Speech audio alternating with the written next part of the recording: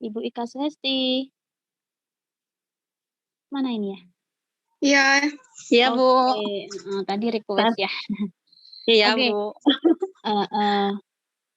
Ini udah Bisa ada dimulai aja, Bu. saksi-saksinya ini.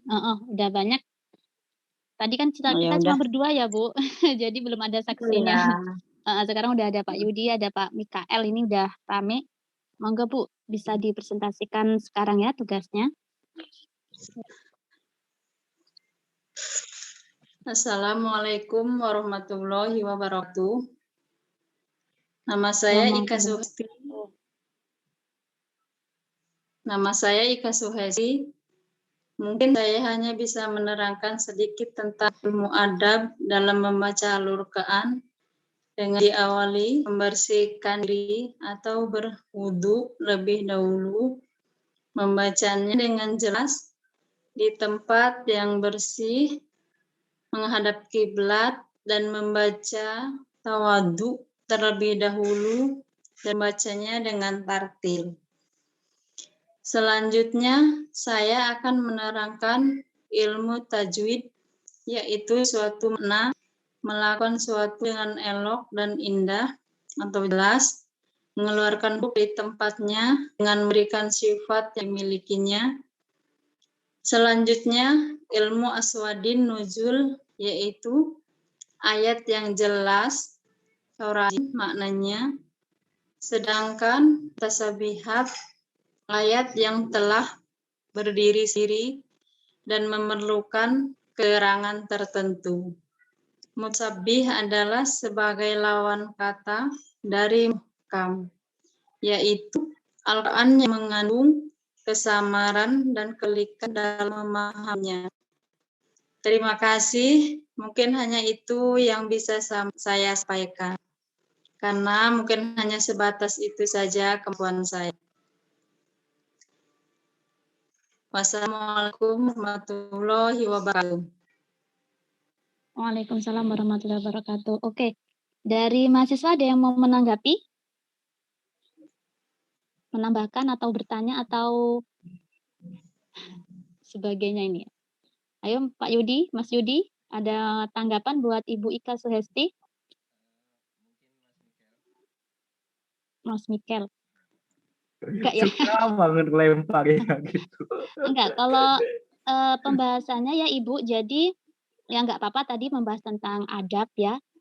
Dan setelah itu membahas tentang apa tadi ilmu tajwid ya satunya. Oke, tapi sebenarnya tadi tugasnya itu yang tentang nuzulul Quran ya, langsung nasi dan mansuh itu ya Ibu.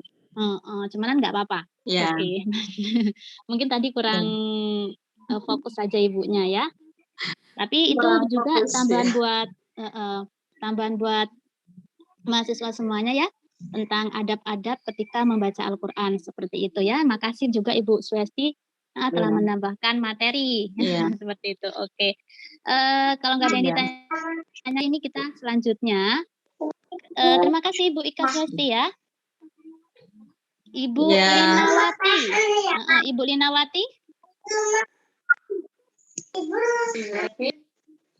Oke. Suaranya Ibu dihidupkan dulu. Ya. Oke, enggak apa-apa. Oke, monggo Bu. Ya, nama saya Linawati dari jurusan PGMI. Assalamualaikum warahmatullahi wabarakatuh. Pengertian tentang asbabul nuzul. Asbabun nuzul digunakan untuk memahami ayat-ayat Al-Quran. Ungkapan asbabul nuzul atau asbab an-nuzul merupakan bentuk itfah dari kata asbab dan nuzul. Secara etimologi, asbabul nuzul adalah sebab-sebab yang melatar belakangi terjadinya sesuatu. Ada perbedaan redaksional terkait pengertian asbabul nuzul di kalangan ulama. Namun dapat disimpulkan bahwa asbabul nuzul adalah kejadian atau peristiwa yang melatar belakangi turunnya ayat Al-Quran dalam rangka menjawab, menjelaskan, dan menyelesaikan masalah-masalah yang muncul dari kejadian tersebut. Macam-macam asbabul nuzul dan contohnya. Berdasarkan jumlah sebab dan ayat yang turun, asbabul nuzul dibagi menjadi dua macam sebagai berikut. 1. Ta'adu asbab wa al-nazat wahid. Ta'adud al-hasbat wa al-nazid wahid adalah beberapa sebab yang hanya melatar belakangi turunnya satu ayat atau wahyu. Dalam hal ini, turunnya wahyu bertujuan untuk menanggapi beberapa peristiwa atau sebab contoh. Contohnya dalam surat Al-Ikhlas ayat 1-4.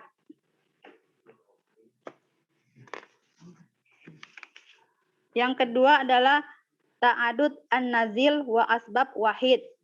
Ta'adud an-nazid wa al-asbab wahid adalah satu sebab yang melatar belakangi beberapa ayat. Contohnya terdapat pada surat Ad-Dukhan ayat 10, 15, dan 16. Yang kedua adalah ilmu nasik dan mansuk.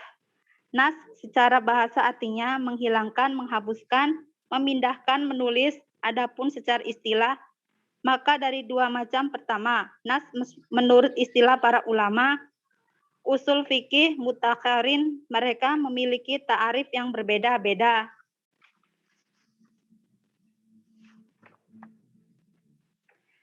Nasik artinya yang menghapuskan, yaitu dalil Alkitab atau As-Sunnah yang menghapuskan hukum dalil syar'i atau lafaznya.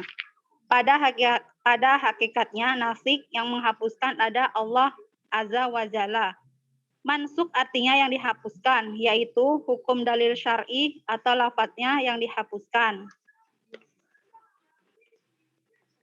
Macam-macam nas. Yang pertama adalah nas yang masuk hukumnya, namun lafaznya tetap. Inilah jelas nas mansuk yang paling banyak, yaitu hukum syar'i yang dihapuskan, tidak diamalkan, namun lafaznya tetap.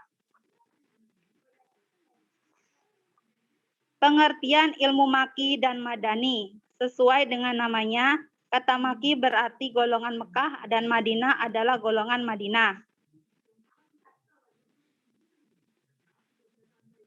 Penjelasan tentang maki dan madani bisa diterangkan sebagai adanya bagian-bagian dari kitab suci Al-Quran, baik ayat maupun suratnya, yang sebagaimana termasuk berjenis maki karena turun di Mekah, dan ada yang termasuk tanda dan ciri surah Makiyah dan Madaniyah. Tanda-tanda dan ciri-ciri Makiyah. Yang pertama adalah ayat dimulai dengan nida atau panggilan sebagai ya ayyuhan nas. Dalam seluruh Al-Quran berbentuk nida tersebut ada 292 ayat. Sedangkan tanda-tanda dan ciri-ciri surah Madaniyah adalah berisi hukum-hukum hudud, pidana, dan farid. Misalnya adalah surat Al-Baqarah, An-Nisa, Al-Maidah, dan lain sebagainya yang berisi tentang jihad dan perintah jihad fisabilillah dan hukum-hukumnya seperti surat An-Anfal, Al-Baqarah, At-Taubat, dan Al-Hajj. Yang selanjutnya adalah pengertian fawatir as-surah. Fawatir as-suwar. Menurut bahasa Fatih adalah jamak dari kata Fatihah yang berarti pembukaan atau permulaan atau awalan. Sedangkan kata aswar adalah jamak dari kata asurah, yaitu sekumpulan ayat-ayat Al-Quran yang mempunyai awalan dan akhiran.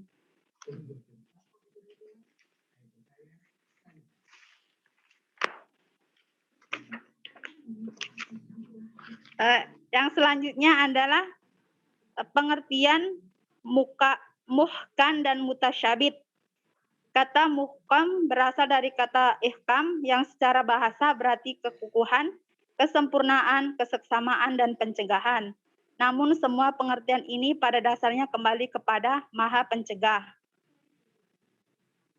Ahkam al-amr berarti ia menyempurnakan suatu hal dan mencegahnya dari kerusakan. Abegan al-faris berarti ia membuat kekang pada mulut kuda untuk mencegah dari goncangan.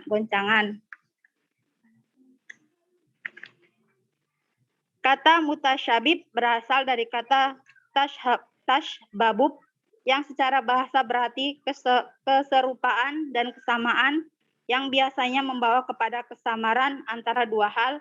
Tasyababa dan istababa berarti dua hal yang masing-masing menyerupai yang lainnya. Mungkin itu aja Bu yang bisa saya sampaikan.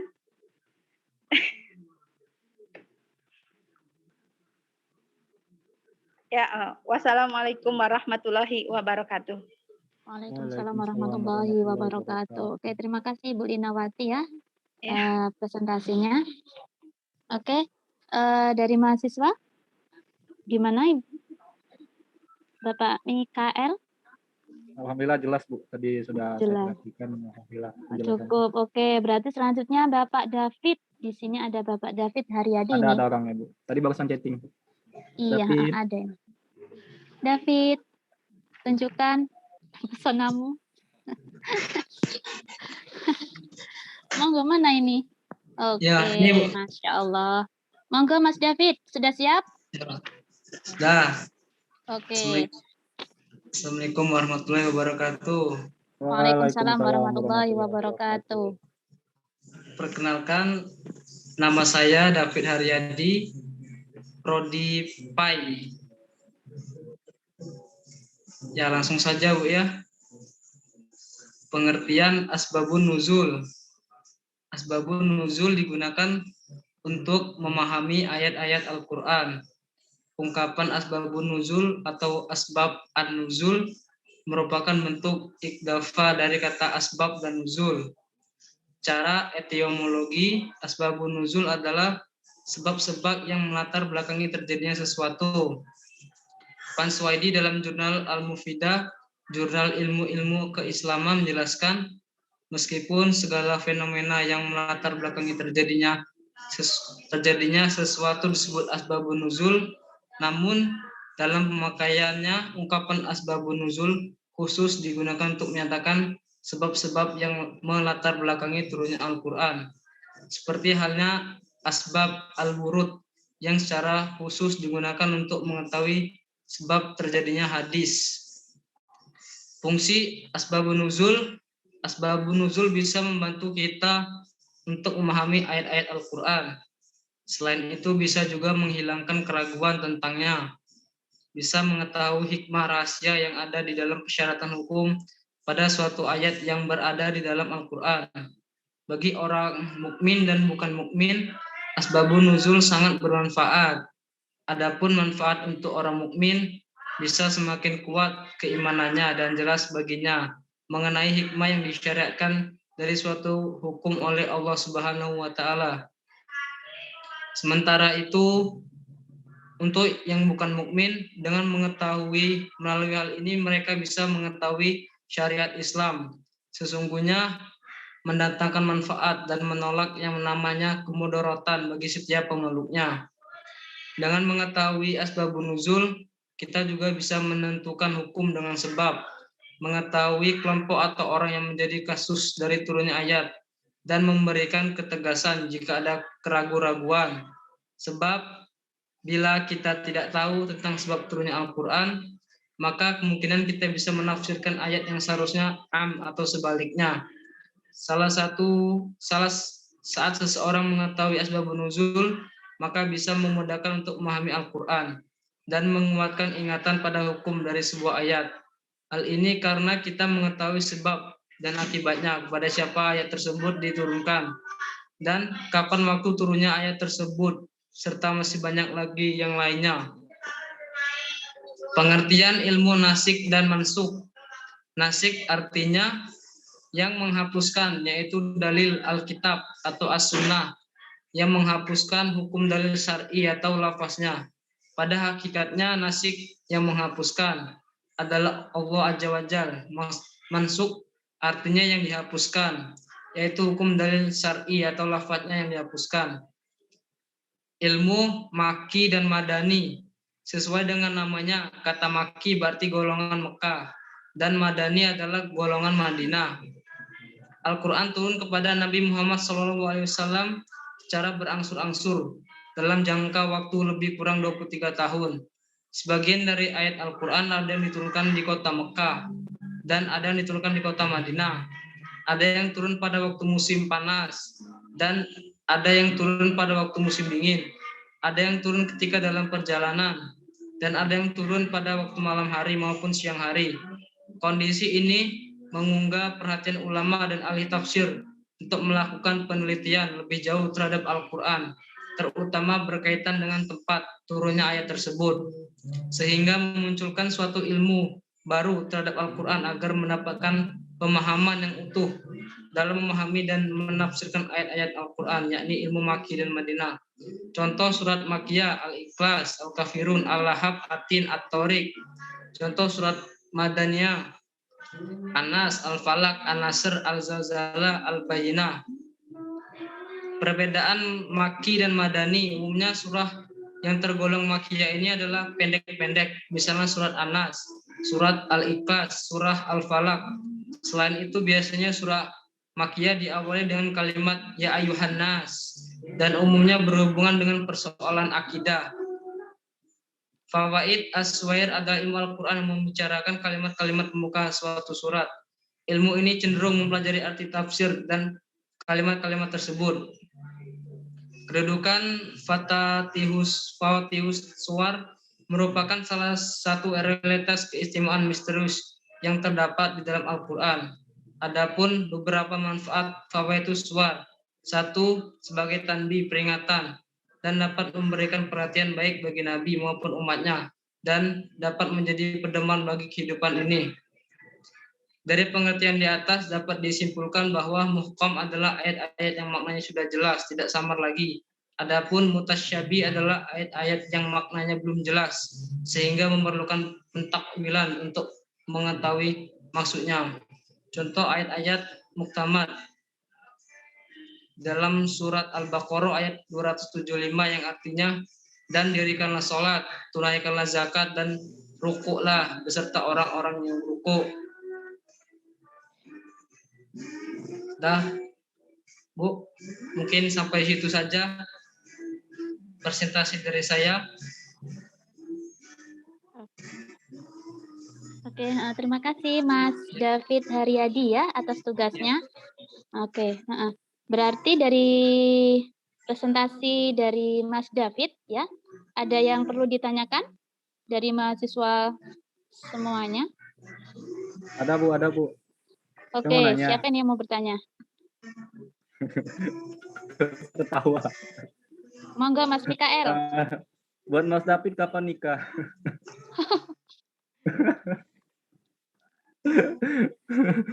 Habis lebaran. Habis lebaran, insya Allah. Ya, doain saja. Amin. Oke. Udah Bu, itu aja. Oh, udah itu aja. Oke ya. Semoga dimudahkan ya Mas David. Amin. Dilancarkan, amin. Oke.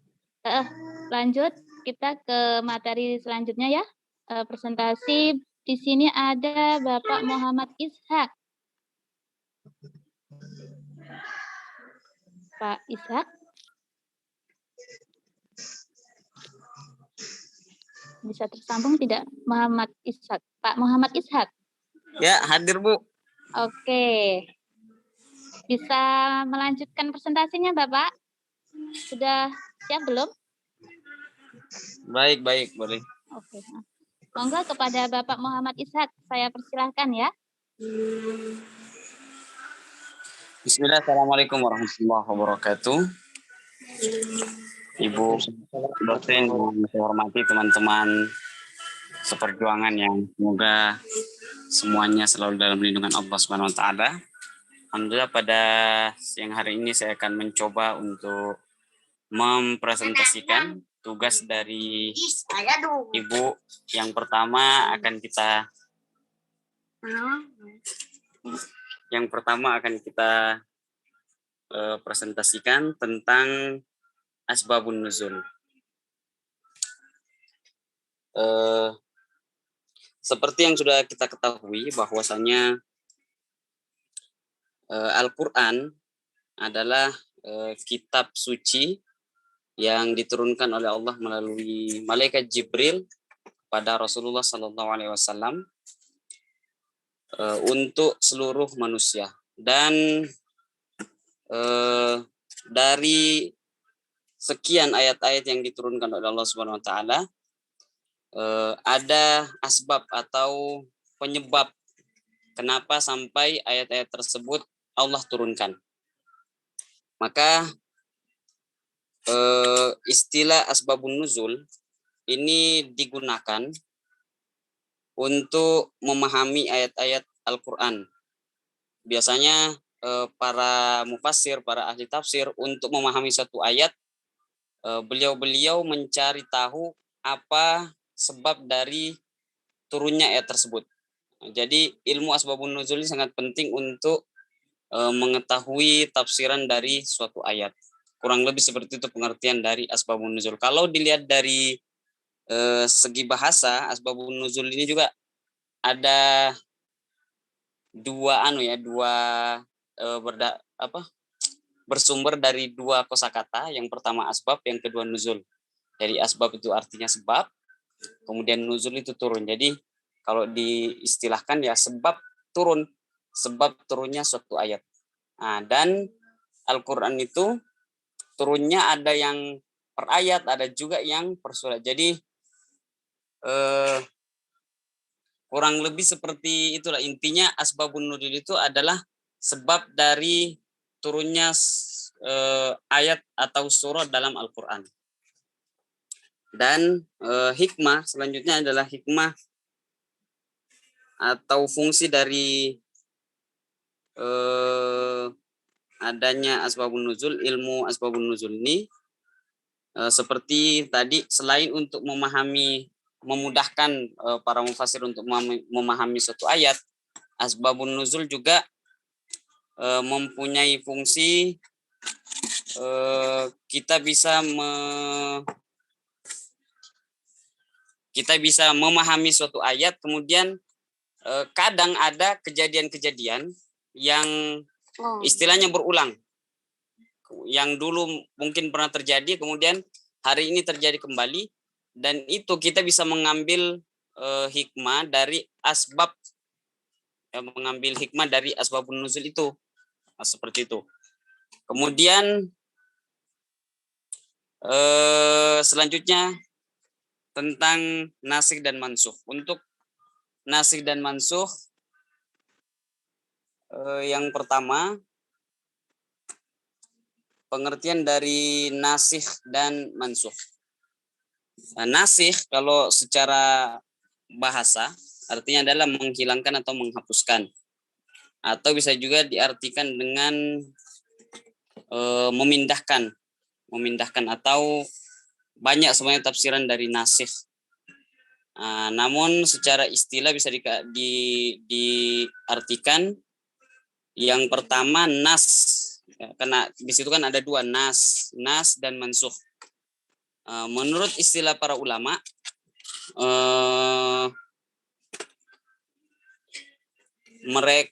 para ulama itu memiliki pendapat yang berbeda-beda. Kita ambil contoh misalnya dari Ibnu Qudamah rahimahullah. Beliau mendefinisikan tentang nas dengan menyatakan bahwa yang dimaksud dengan nas adalah menghilangkan hukum yang ada dengan perkataan atau dalil yang dahulu, kemudian menghapusnya itu dengan mendatangkan perkataan yang datang setelahnya. Artinya ayat yang dihapus, tapi yang menghapus ayat itu dengan ayat yang baru, seperti itu. Atau hukum yang lama dihapus dengan adanya hukum yang baru. Kurang lebih seperti itu tentang nas dan mansukh. Kemudian tentang maki dan madani. Kalau maki dan madani ini kembali ke tentang Al-Quran, ayat-ayat yang ada yang turun di Mekah, kemudian ada yang turun di Madinah, atau biasa kita kenal dengan Makkiyah dan Madaniyah. Ada ayat-ayat yang diturunkan di kota Mekah, kemudian ada juga yang diturunkan di Madinah.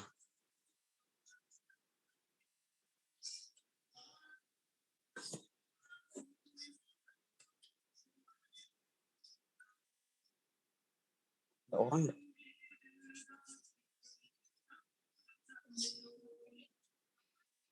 Halo Ibu. Lanjutkan Pak. Lanjutkan.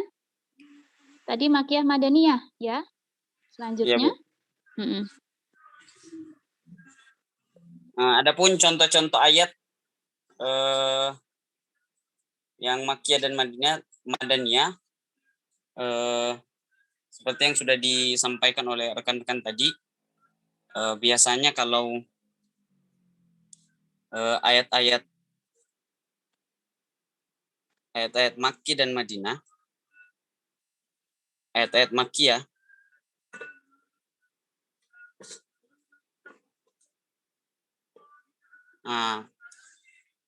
kalau ayat-ayat Makkiyah berarti surat atau ayat yang diturunkan di kota Mekah, seperti itu. Kemudian sedangkan ayat-ayat Madinah adalah surat atau ayat yang diturunkan di kota Madinah. Nah, biasanya kalau kita mau mencari tahu lagi tentang ciri-ciri perbedaan antara ayat-ayat Makkiyah dan Madaniyah, biasanya bisa kita lihat yang pertama surat-surat atau ciri-ciri dari surat Madaniyah biasanya mengandung ketentuan tentang biasanya ada faraidnya, kemudian had atau hukum. Kemudian ayat-ayatnya biasanya lebih panjang ya dibanding ayat-ayat Makkiyah.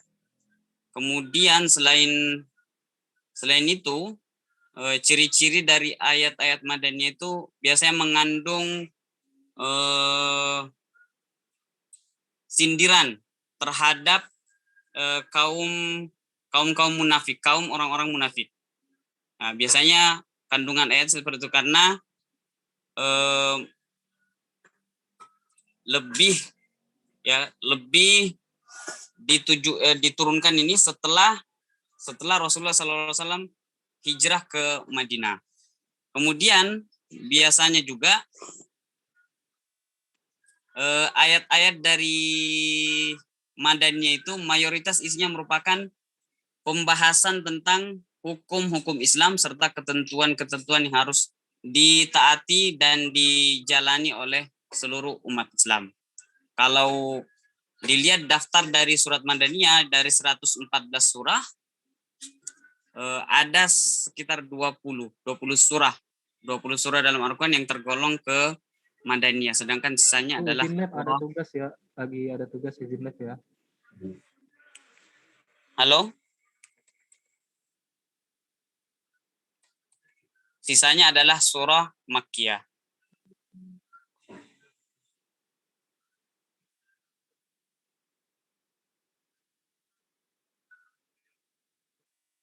Kok enggak ada?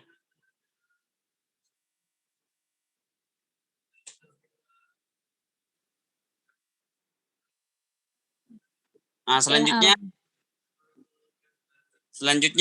ke tentang Fawatihus Suwar.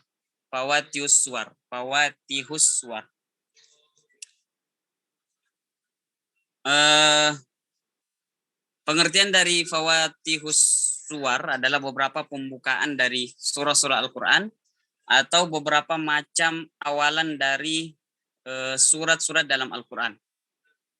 Nah, sebab seluruh surah dalam Al-Quran yang berjumlah 114 surah itu dibuka dengan 10 macam pembukaan. Dan tidak ada satu surah pun yang keluar dari 10 macam pembukaan itu.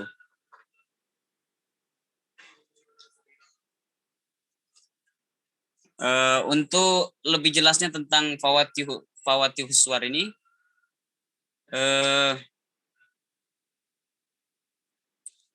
kita bisa mengambil manfaat dari Fawatihus Suwar. Ada beberapa ulama yang menafsirkan bahwa biasanya Fawatihus Suwar itu mengandung tambih atau peringatan. Karena ada ayat-ayat atau dari bagian Fawatihus Suwar itu yang betul-betul kita tidak punya kemampuan untuk menafsirkan. Maka para ulama itu ada yang berpendapat bahwa dari fawatihus suwar itu sebenarnya ada berbagai macam maksud. Ada yang kedudukannya sebagai yang maksudnya adalah tambih atau peringatan, ada juga yang sebagai pengetahuan. Kalau misalnya ada yang mau mengkajinya, ada di dalam fawatihus itu ternyata banyak mengandung hal-hal yang masih menjadi rahasia Allah. Jadi kalau kita yang sangat lemah ini, yang tidak punya ilmu sama sekali, kemudian mau mengetahui sesuatu yang masih menjadi rahasia Allah, ya misalnya seperti fawatihus suwar itu, kita bisa mengetahuinya tentu dengan mengambil atau mencari ilmu kepada para ulama mufassir atau para ahli tafsir. Dan ada juga yang mengatakan, pendapat yang mengatakan bahwa di dalam fawatihus suwar itu selain sebagai tambih, peringatan, sebagai pengetahuan juga, ada juga yang mengatakan bahwa maksud dari fawatihus suwar itu sebagai motivasi untuk selalu mencari ilmu dan mendekatkan diri kepada Allah Subhanahu wa taala. Seperti itu mungkin Ibu. Mohon maaf atas segala kekurangan. Assalamualaikum warahmatullahi wabarakatuh.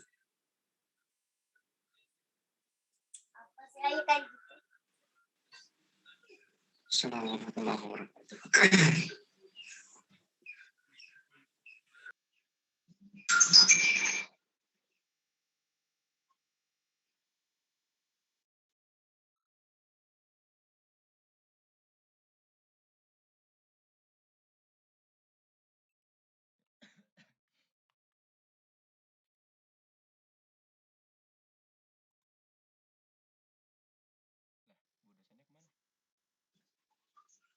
Boleh bertanya, Pak?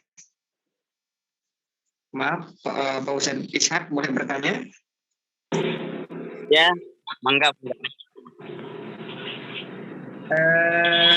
Antum bilang tadi di fawatihus suwar surah itu suwar ya ada maksudnya ada Suaranya Pak.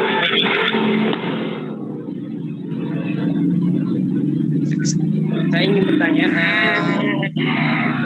fawatihus suwar itu kan ada namanya surat peringatan atau disebut dengan tanbih. Saya ingin tahu surat apakah dan berapakah yang terdapat tanbih tersebut dalam fawatihus suwar tersebut. Terima kasih.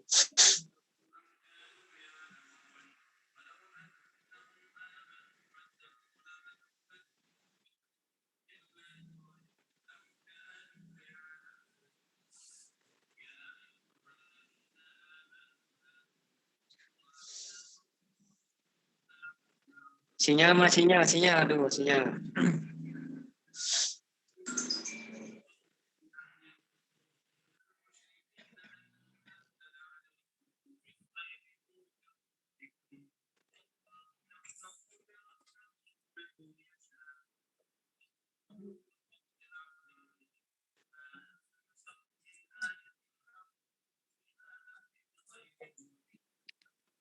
Ayo monggo Bapak Muhammad Ishak ya. Pelan-pelan dijawab.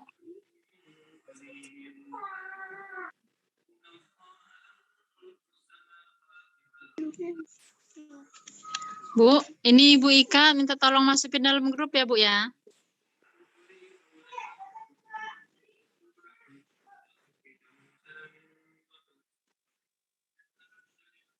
Ya, Bu. Iya, Ibu Ika masih dalam grup? Gimana Ibu? Iya, tolong masukin dalam grup. Oh, masukin dalam grup. Oke.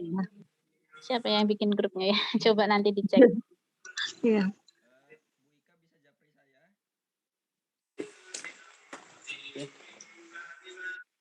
Ya.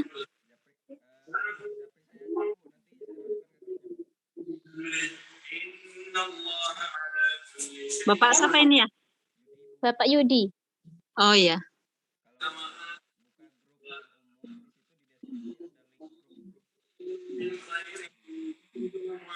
Oh.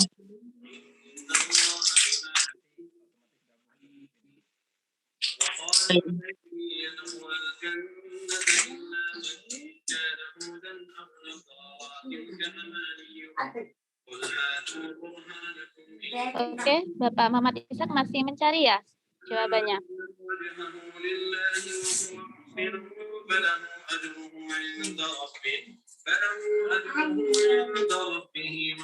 Oke.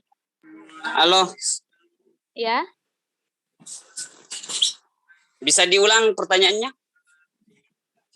Baik, pertanyaan saya pengen tahu, maksudnya pengen menambah ilmu juga, bahwasanya tadi di Fawati Suwar itu ada namanya, kata antum itu ada tanbih atau disebut dengan peringatan. Maksud saya adalah pertanyaannya, saya pengen tahu surat apa dan ayat berapakah yang terdapat tanbih tersebut dalam Fawati Suwar tersebut. Terima kasih. Baik, Assalamualaikum warahmatullahi wabarakatuh. Waalaikumsalam warahmatullahi wabarakatuh.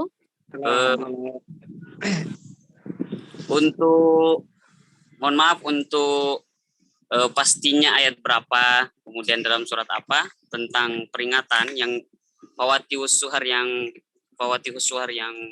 bermakna peringatan. Kalau ayat dan surahnya saya mungkin surahnya yang pastinya saya belum tahu, wallahu alam saya belum tahu. Tapi yang saya baca dari beberapa makalah itu arti dari Fawatihus Suwar itu yang ada yang seperti itu, ada yang bermakna sebagai tambih. Seperti itu.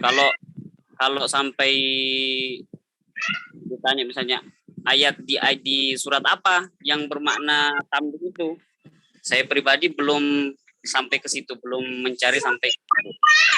Demikian.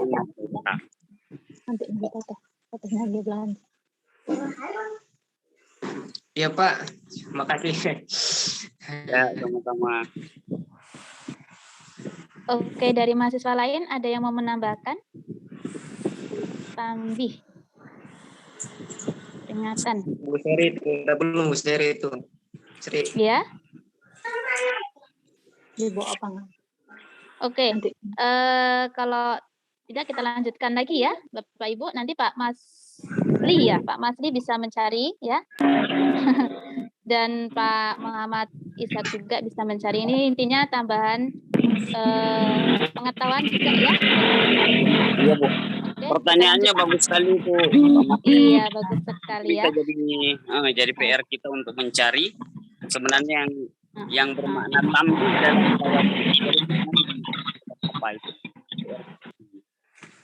Terima kasih Mas Li atas pertanyaannya. Oke, selanjutnya. Ya, sama-sama Pak. Oke, melanjutkan ya. Untuk selanjutnya yaitu Ibu Seri Hartina. Monggo, Bu. Ya, Bu.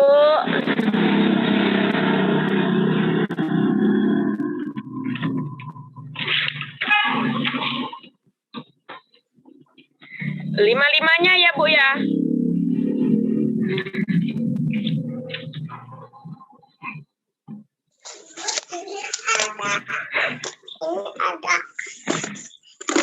Baiklah, Assalamualaikum warahmatullahi wabarakatuh. Waalaikumsalam warahmatullahi wabarakatuh. Baik, nama saya Sri Hartina, saya jurusan PAUD. Akan menjelaskan tentang Asbabun Nuzul. Asbabun Nuzul yang pertama ya, Deng. Baiklah, Asbabun Nuzul adalah ilmu Al-Quran yang membahas tentang sebab musababnya turunnya Al-Quran. Contoh, sebab musabab turunnya surat Al-Alaq ayat 1-5. Surat Al-Alaq ayat 1-5 diturunkan kepada Nabi Muhammad SAW waktu beliau berkhulwah di Gua Hira.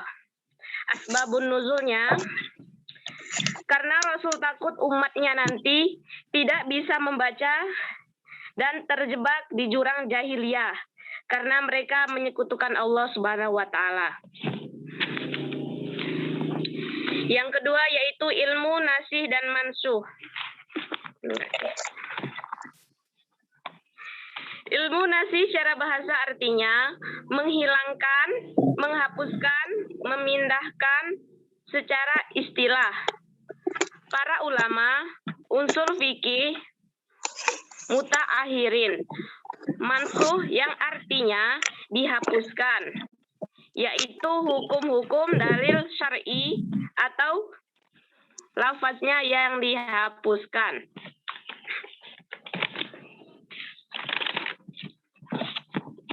Yang ketiga yaitu apa yang dimaksud dengan makiyah dan madaniyah. Makiyah dan madaniyah adalah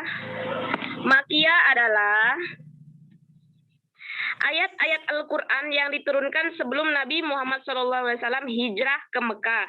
Sedangkan Madinah ialah surat Al-Quran yang diturunkan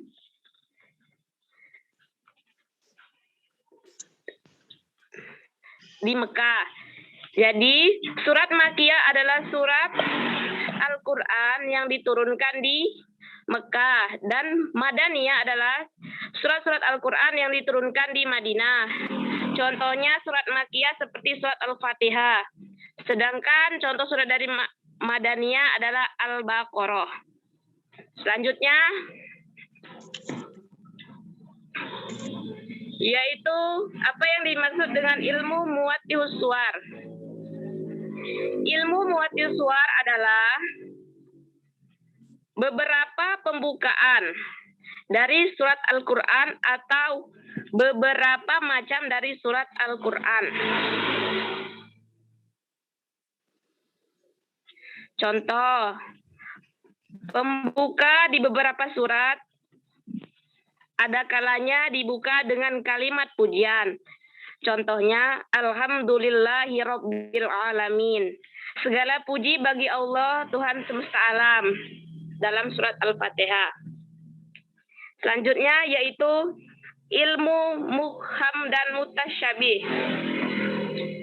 Ilmu muham adalah ayat yang jelas atau tak rajih maknanya. Sedangkan mutasyabihatnya yang telah berdiri sendiri dan memerlukan keterangan tertentu. Sedangkan mutasyabih adalah lawan kata dari muhkam, yaitu ayat-ayat Al-Quran yang mengandung kesamaran dan kepalikan dalam memahaminya. Artinya yang satunya jelas, yang satunya agak samar. Terima kasih Bu, mungkin itu saja yang bisa saya jelaskan. Lebih kurang saya mohon maaf, saya akhiri. Wassalamualaikum warahmatullahi wabarakatuh. Waalaikumsalam warahmatullahi wabarakatuh. Oke. Dari mahasiswa, semuanya ada yang perlu ditanyakan dari presentasi Bu Seri Hartina? Udah. Oke, monggo Pak Masli, kalau mau ada yang ditanyakan. Oke ya, tadi ya. Gimana Pak Masli? Iya Ibu, udah cukup, terima kasih. Cukup ya. Oke, tadi ya untuk Pak Masli yang tahun ya, Utsman bin Affan tadi yaitu di sini diterangkan yaitu pada 644 sampai 656. Itu ya. Langsung kalau untuk yang tadi tanbih itu ya, nanti coba dikoreksi, dicari bareng-bareng ya. Mungkin yaitu yang salah satunya yaitu surat Al-Furqan ayat pertama ya. Coba nanti dicari Pak Masli. Oke. Sepertinya untuk perkuliahan kita pada mata kuliah Ulumul Quran ini banyak yang memang jaringan ya. Yang kedua memang pekerjaan seperti itu. Jadi ini banyak yang izin tadi ngechat pribadi ya. Jadi untuk pertemuan Ulumul Quran sepertinya kita akhiri ya sampai di sini. Untuk mahasiswa, apabila ada yang ditanyakan sebelum kita akhiri, monggo tanyakan terlebih dahulu. Kalau memang sudah cukup, kita akhiri. Seperti itu.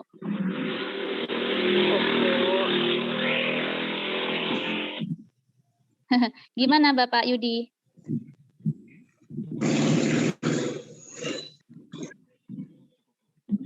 Cukup, oke.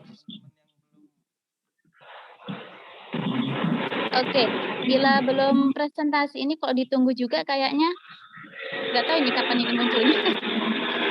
Gini saja, tadi kan sudah saya kasih himbauan dari awal ya.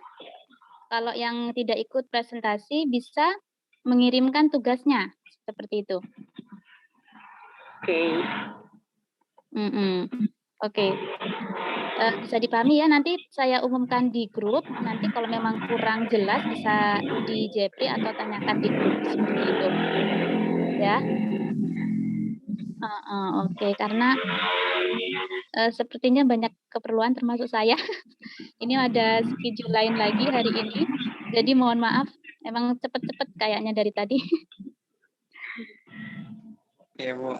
Mohon maaf juga tadi ditinggal karena biasanya saya ngasih materi terus gitu ya. Cuman tadi karena ada rapat juga. Jadi saya tinggal berapa jam tadi, jam 9 sampai jam 10-an 11-an tadi ya. Mohon maaf untuk mahasiswa semuanya. Oke, berarti untuk pertemuan mata kuliah kita Ulumul Quran tidak ada yang ditanyakan lagi ya.